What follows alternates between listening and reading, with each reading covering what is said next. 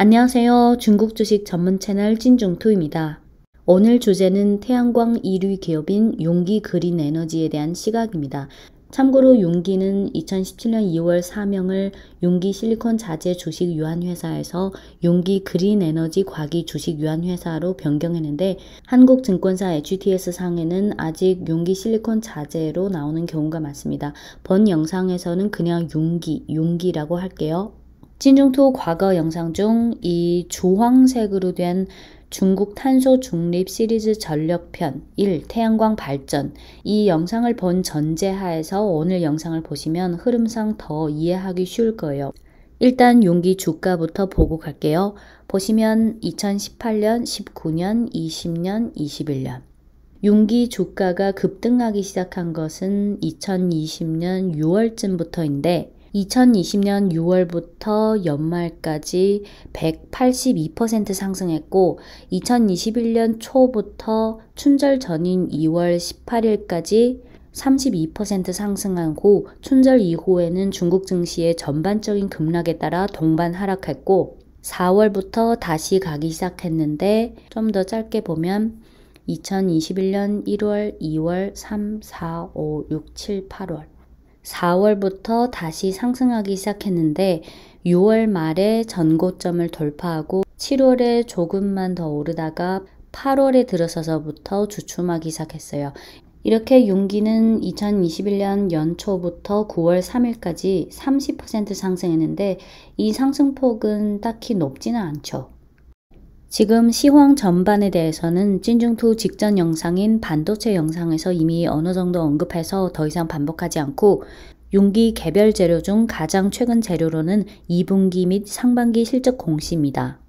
8월 30일 장 마감 후에 상반기 실적 보고서를 공시했는데 공시 이후 주가 흐름을 보면 8월 31일 8.06% 하락했고 9월 1일 4.95% 하락 9월 2일 3.66% 상승, 9월 3일 2.89% 하락했습니다.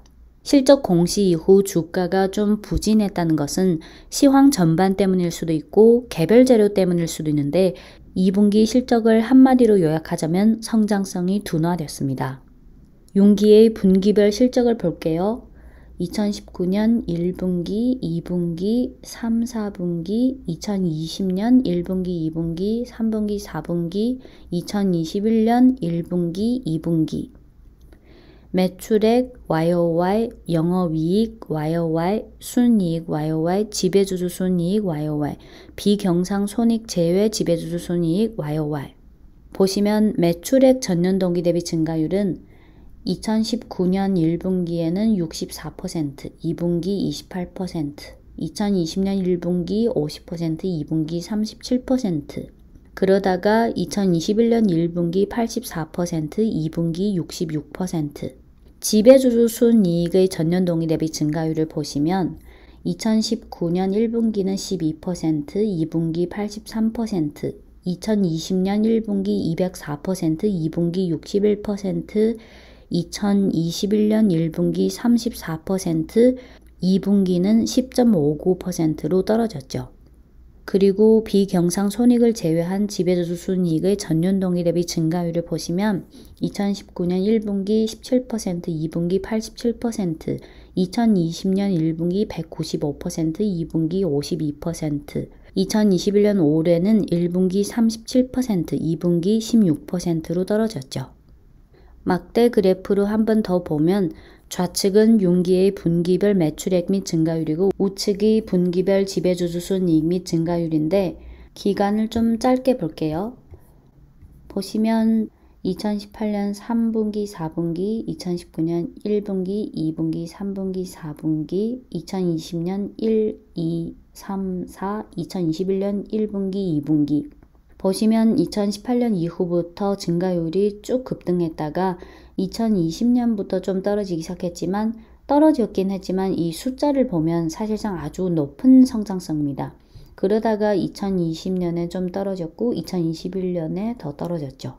이어서 이 좌측 그래프 중 주황색이 매출 총이익률이고 이 파란색이 매출 순이익률입니다. 참고로 융기의 매출 구성은 2021년 상반기 기준 태양광 모듈 67%, 실리콘 웨이퍼 28%, 발전소 및 서비스가 2.4%, 매출 구성을 더 세부적으로 쪼갤 수도 있지만 일단 태양광 모듈 67%, 실리콘 웨이퍼 28% 이 정도는 기억하세요. 8월 30일 실적 발표 후 중국 현지 증권사들이 발간한 리포트를 쭉 보면 거의 다 실적이 예상치에 부합했다고 했지만 칼럼이나 기사에 나오는 코멘트들을 보면 실적이 예상치를 좀 하회했다는 평도 있었습니다.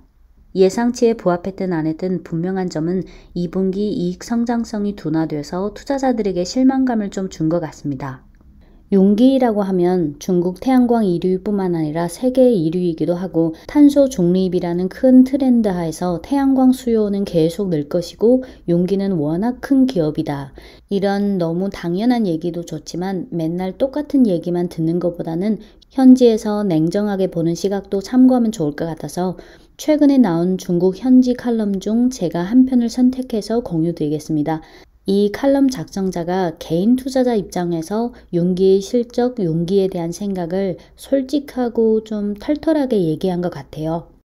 9월 1일에 나온 칼럼이고 제목은 简评隆基股份中报 A、B 面阵痛期如何破局 번역하면 융기 상반기 실적 A-B면 단평, 진통기를 어떻게 돌파할 것인가.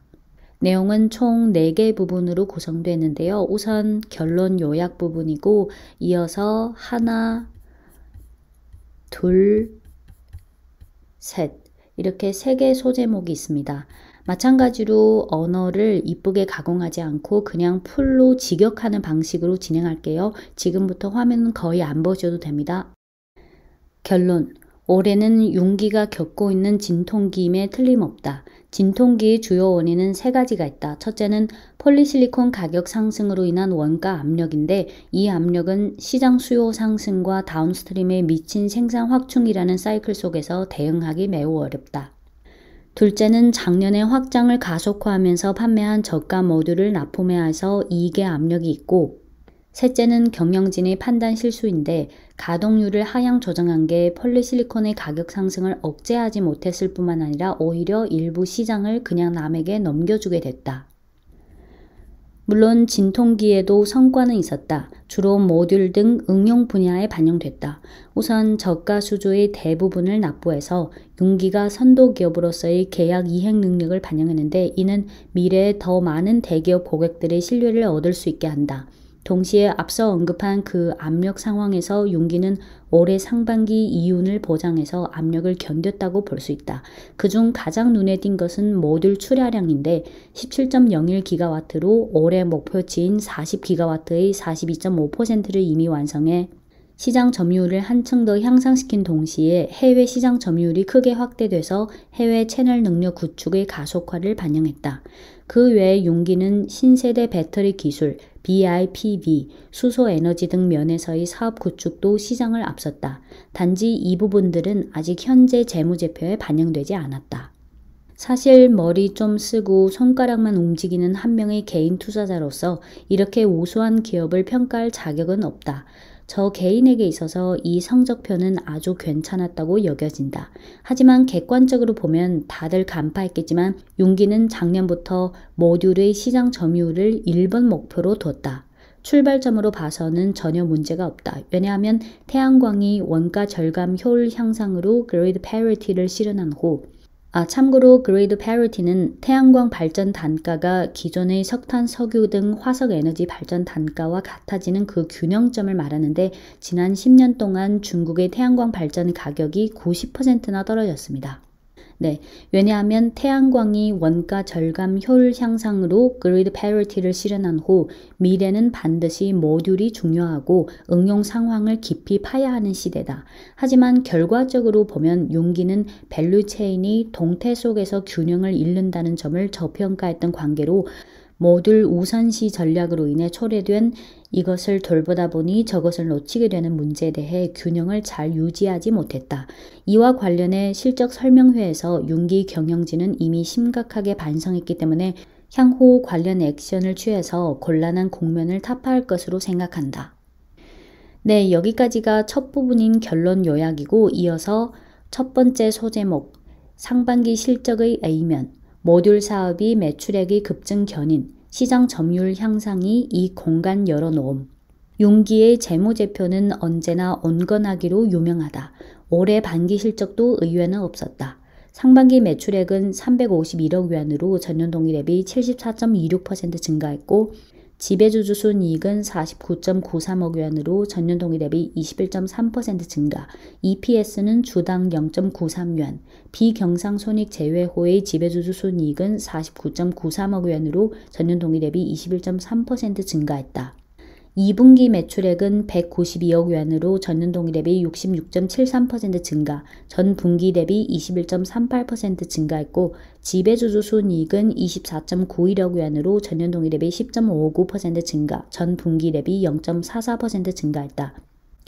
비경상손익 제외호의 지배주주 순이익은 24.84억 위안으로 전년 동기 대비 16.45% 증가, 전 분기 대비 2.6% 증가했다. 종합 매출 이익률은 21.73%, 가권 평균 순자산 수익률은 12.56%고 부채 비율은 55.18%로 2020년 말 대비 4.2%포인트 하락했다. 제품 출하 면에서 상반기 단결정 실리콘 웨이퍼 출하량이 38.36GW, 그중 고객향 판매량이 18.75GW로 전년 동기 대비 36.48% 증가했고 자사용이 19.6GW, 자사용 중 사이즈별 비중은 182mm 23%, 166mm 43%, 158mm 약 20%고 하반기 182mm의 비중이 현저히 올라갈 것으로 예상한다. 단결정 모듈 출하량은 17.01GW, 그중 고객향 출하량 16.6GW로 전년 동기 대비 152.4% 증가했고 자사용이 0.41GW, 모듈 출하량은 업계 1위를 유지했다. 계획에 의하면 2021년 말까지 용기의 한 해 매출액은 850억 위안, 모듈과 웨이퍼 출하량이 각각 40GW, 80GW고 생산 능력 목표치는 웨이퍼 105GW, 셀 38GW, 모듈 65GW라는 생산 능력 목표치에는 변화가 없다. 상반기 실적에 대한 단평. 첫째, 저가 수주와 저가동률의 영향으로 용기 2분기 비경상손익 제외 후 지배주주 순이익이 소폭 성장을 달성한 것은 확실히 쉽지 않았다. 둘째, 용기의 모듈 출하량은 절대적으로 예상치를 상회했고 모듈이 기업 매출액 증가율에 대한 기여도가 컸다. 저가 수주의 짐을 내려놓은 후 모듈 시장 점유율의 안정적인 향상에 따라 모듈이 이익에 대한 기여 공간도 열려질 것이다. 상반기 모듈 사업은 248억 위안의 매출액을 기여했고 3.8억 위안의 적자를 내는데 솔직히 말하면 적자가 크지 않았다.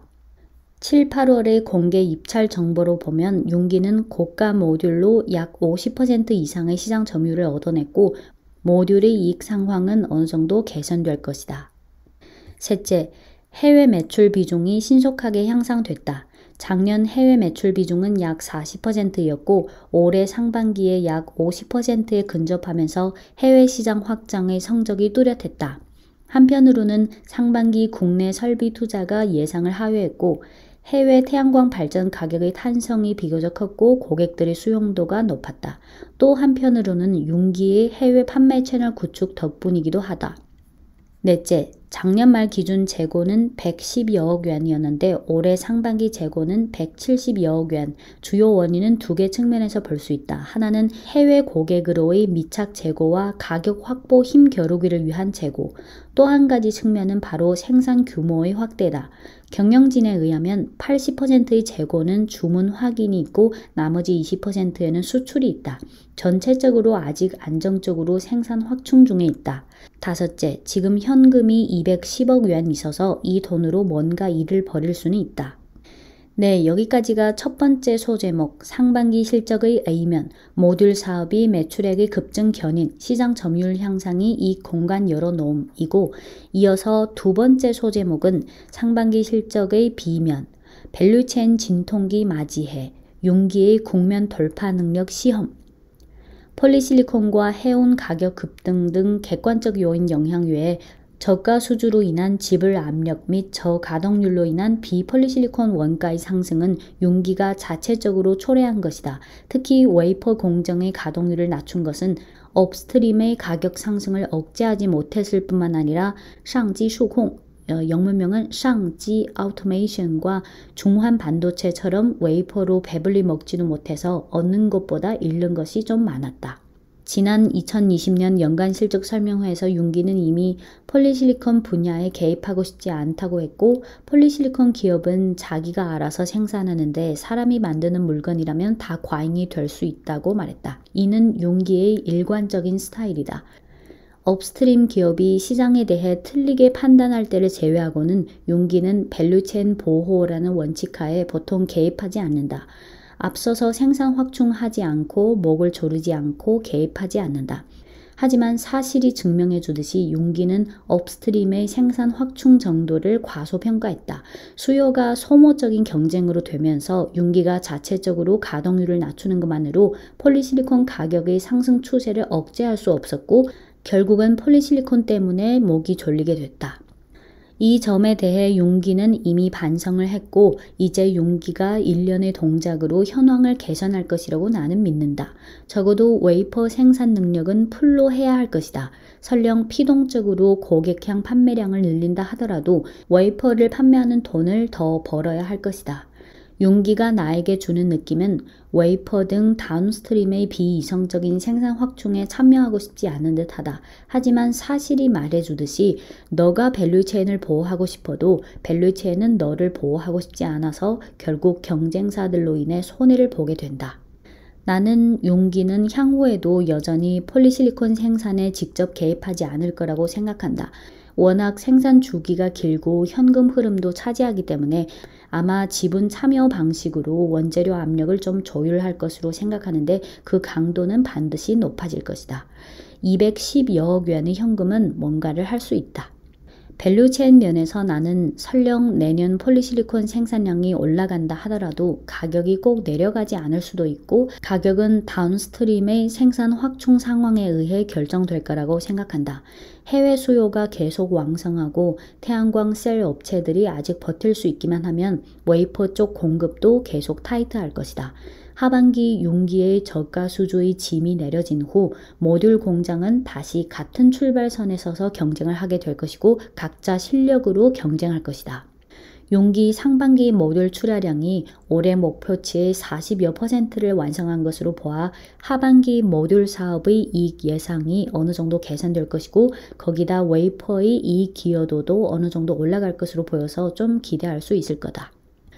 윤기의 연구개발비가 높고 수소에너지 장비 상업화 구체화, BIPV 등 우위는 더 이상 설명하지 않겠고, 182mm와 210mm 출하 면에서 누가 강하고 누가 약한지도 토론하지 않겠다. 이는 다 중점이 아니다. 전체적으로 봤을 때 태양광은 괴롭고 고생이 많은 산업으로 밸류체인이 길고도 복잡하다. 윤기가 설령 원가 절감하고 효율성을 향상해서 모듈 가격이 계속 낮아지도록 하는 초심이 있다 하더라도 시장의 변화 무쌍을 저항할 수 없을 거다. 태양광 산업을 선도하는 진정한 큰 형이 되려면 역시 결단력과 수단을 좀 꺼내야 할 것이다. 네, 지금까지 결론 요약에 이어서 첫 번째 소제목, 상반기 실적의 A면, 모듈 사업이 매출액의 급증 견인, 시장 점유율 향상이 이 공간 열어놓음.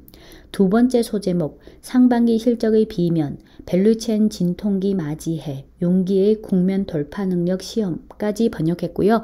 이어서 세 번째 소제목은 윤기의 주가 흐름과 하반기 태양광 산업 밸류체인 투자에 대한 의견. 윤기의 주가는 최근 급등락을 겪었다. 개인적인 생각으로는 대규모 자금이 실적 발표에 베팅했기 때문이라고 보는데, 아마도 윤기가 실적에 대한 비밀 유지를 너무 잘해서 그런지 이런 자금 베팅 현상은 매년 윤기 실적 발표 전후에 항상 하게 되는 필수적 행위가 된 듯하다. 사실 반기 실적이 예상치를 하회하지는 않았다. 단지 최근 들어 신에너지 관련 밸류체인이 전반적으로 조정해서 일부 대규모 자금이 윤기에서 단기적으로 유출됐으니까 주가도 압력을 받을 수밖에 없고, 단기적으로 윤기 주가는 계속해서 80에서 90 유안 박스권에서 등락할 것으로 보인다. 사실 이번 융기 실적에 대해 부정적으로 보는 사람은 아마 대부분 단타 투자자들이라고 나는 생각한다. 2019년부터 지금까지 몇 개 태양광 기업의 분기별 순이익표를 첨부한다. 네, 보시면 표가 하나, 둘, 세 개가 있는데요. 각각 2019년, 2020년, 2021년 상반기 6개 태양광 기업의 분기별 순이익 및 전년 동기 대비 증가율입니다. 순서대로 용기, 중환, 상지 오토메이션, 경운통, JA 솔러, 천합 광능. 여기서 첫 번째가 롱지股份, 용기예요. 첫 번째. 네, 계속할게요. 표에서 알 수 있다시피 용기의 원죄. 원죄에 따옴표가 있어요.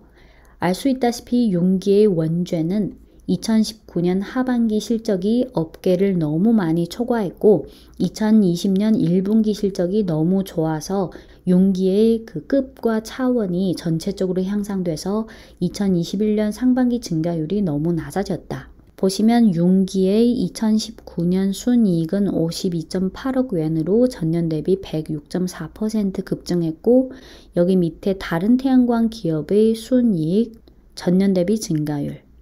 이어서 2020년 용기의 순이익 85.52억 원, 전년 대비 61.99% 증가. 여기 밑에는 다른 태양광 기업의 순이익 증가율. 이어서 2021년 올해 상반기 용기의 상반기 순이익 49.93억 원, 전년 동기 대비 21.3% 증가. 1분기, 2분기. 여기 밑에는 다른 태양광 기업. 네, 계속할게요. 그래서 이런 측면에서 보면 용기는 작년 2020년에 비교적 큰 성장폭을 누렸고 올해 2021년은 기타 업체들의 실적 탄성이 더 좋아서 주가 흐름이 더 우수한 건 합리적이다. 하지만 재무제표가 반영한 건 지나간 숫자다. 기간을 길게 해서 보면 지난 10개 분기 각사의 연속적인 실적을 보면 용기는 여전히 가장 우수한 기업이다. 그래서 만약 신에너지가 미래 10년, 20년의 큰 추세라면 용기는 반드시 각종 자산 포트폴리오 중 기본 옵션 중 하나다. 왜냐하면 용기는 안정적으로 멀리 갈 수 있기 때문이다. 여기서 내가 간단히 예측해 보겠다. 용기의 올해 매출액은 900에서 950억 원 정도, 순이익은 120억 원 정도 달할 수 있고 합리적인 목표 주가는 120에서 130원. 이건 내 개인적인 예측이니까 여러분들은 그냥 재미로 보세요. 향후 태양광 밸류체인에 대한 투자에 있어서 개인적으로 태양전지 즉 셀 전문 업체를 제외하고는 개인적으로 여전히 전체적으로 좋게 본다. 만약 2022년까지 예상한다면 현재로 봤을 때 폴리실리콘, 실리콘 웨이퍼는 계속해서 높은 마진을 누릴 것이고 여기에 통웨이, 상지 오토메이션 등이 포함된다. 애욱 등 셀 업체는 계속 압력을 받을 것이다. 모듈 업체는 다시 같은 출발선에 돌아와서 용기의 출하 능력은 여전히 최강이다. 게다가 2022년은 셀 분야의 구도가 큰 변화가 나타날 것이며 모듈의 이익 창출 능력이 2022년 한 해 동안 큰 격차가 벌어질 가능성이 있다.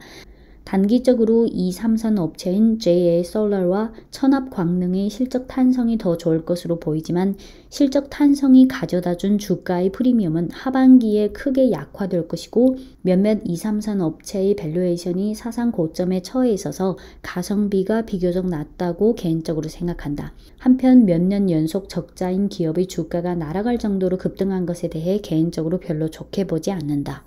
또 다른 측면에서 보면 웨이퍼, 모듈 이 두 개 밸류체인은 생산 능력을 빠르게 확충하는 단계에 있고 웨이퍼 절단 장비, 유리 방막 등 관련 밸류체인도 충분히 수혜받을 것이다. 셀 기술의 업그레이드도 관련 장비 업체의 실적을 견인할 것이다.